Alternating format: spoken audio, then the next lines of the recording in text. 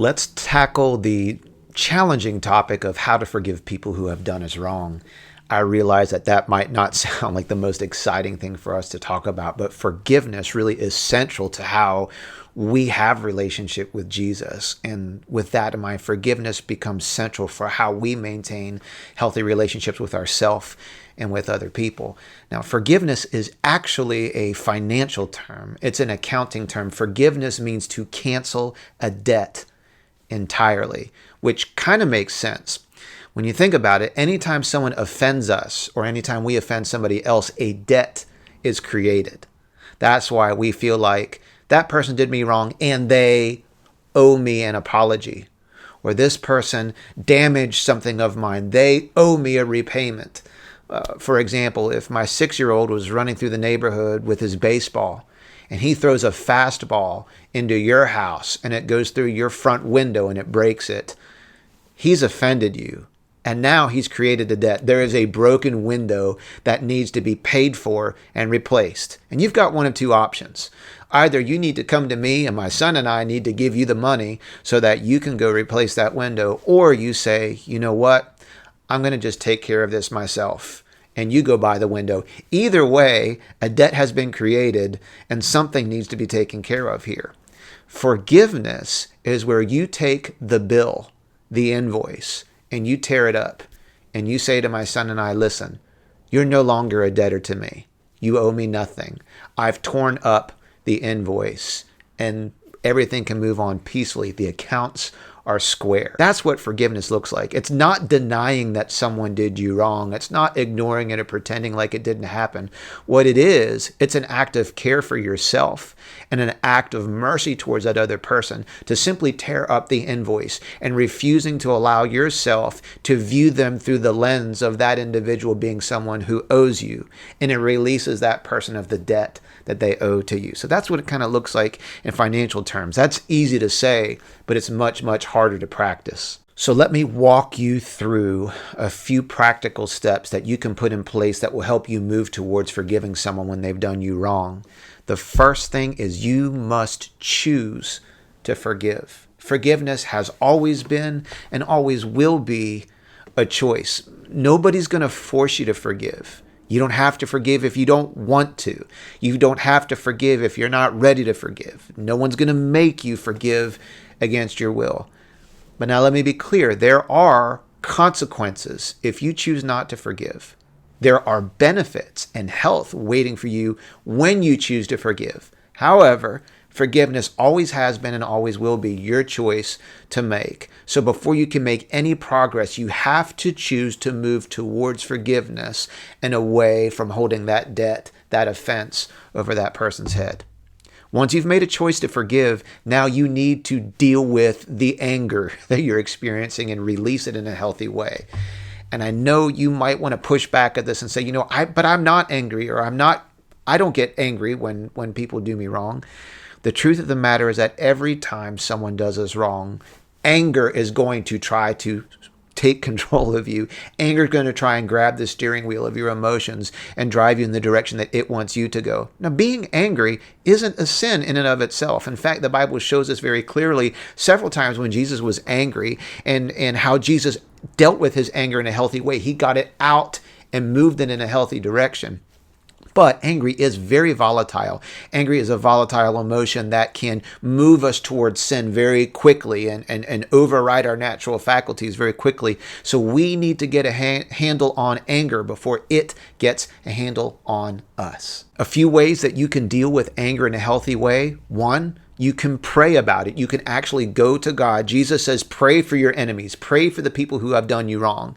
Those prayers don't always sound like, God, get them and ruin them and make their life miserable. That might seem natural, but what we're really praying for is God, show them how they were wrong.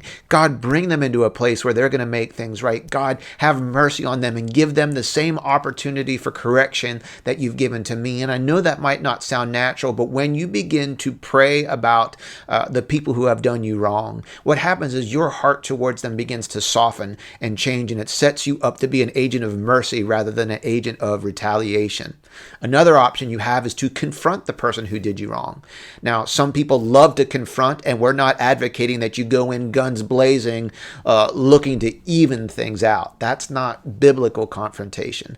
At the same time, some of us are non-confrontational, and we would rather just avoid confrontation and sweep things under the rug and just pretend like it didn't happen. Both of those extremes are not what the Bible tells us to do in these types of situations. Matthew 18 says that when someone does us wrong, the loving thing, the godly thing, the right thing is to go to the person who did us wrong, go with the right attitude, with the right spirit, with the right motivation, go to them privately and show them their fault.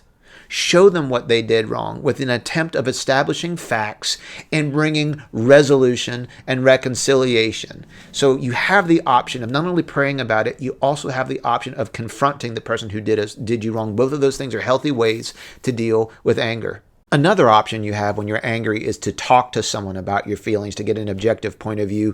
You have to be really wise and careful about who you choose to talk to when you're angry.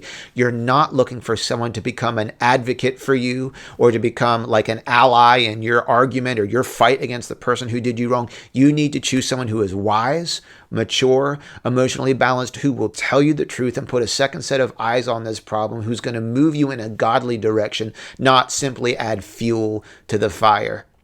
The final thing that I'd suggest to you is if you've tried prayer, confrontation, or you've talked to somebody, another thing you can do is write it out. You can actually write out your anger and frustration. You put it in a letter or an email, but don't send it. What's happening is you're taking all of those feelings and emotions and you're getting them out from you where it's causing trouble, and you're getting it into an opportunity or into a form where you can read over it, you can think it, you can revise it and edit it, you can tweak it, you can delete things. It basically takes all that negative stuff that you're dealing with and gets it out of you and puts it in a place where you can get healthy because of it. Once you've released your anger, then you actually forgive.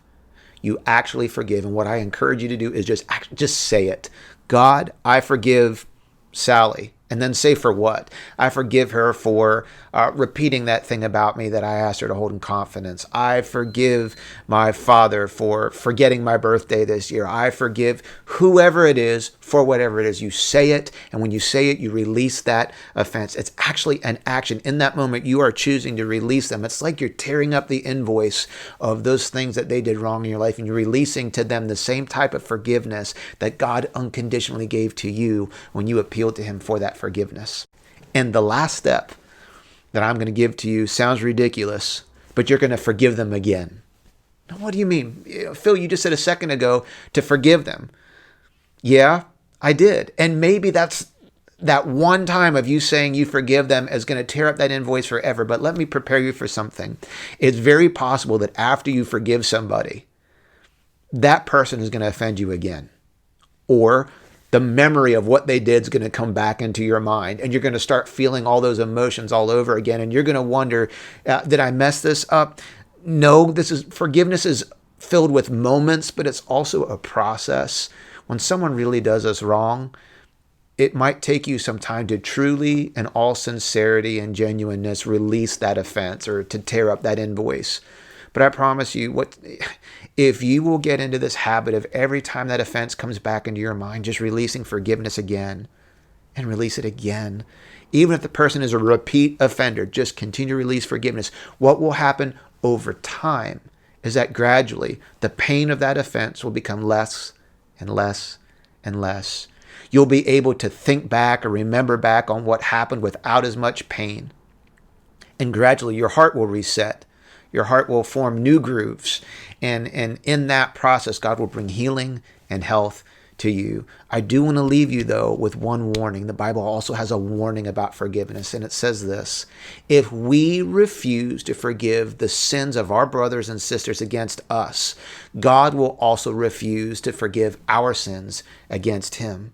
Now that's sobering. What he's actually saying is the same type of forgiveness that you extend is the type of forgiveness that you're going to receive from God. So if you extend forgiveness to other people for their debts against you, you can fully expect God to extend his forgiveness to the debts that we incur against him. However, if we refuse to extend forgiveness to others' debts against us, God will refuse to forgive us. Now that's sobering, because when you really think about it, No one will ever do to me the type of harm that I've done to God. My sins against him have been many and ongoing and epic and recurring and so much deeper than anything anyone's done to me. And if God through Jesus can forgive me of my sins against him, who am I to withhold that same debt from somebody else? In fact, shouldn't it make me just overflowing with the joy and the grace and the desire to turn that type of forgiveness around and use it for myself in the same way that God's done it for me? So that's the whole package of forgiveness. It's an accounting term. It means to tear up an invoice. It's central to our relationship with God, and it's central to us having healthy relationships with ourselves and with others. So may God give you the strength and the courage and the capacity to demonstrate the same type of forgiveness towards others that we want to receive for ourselves.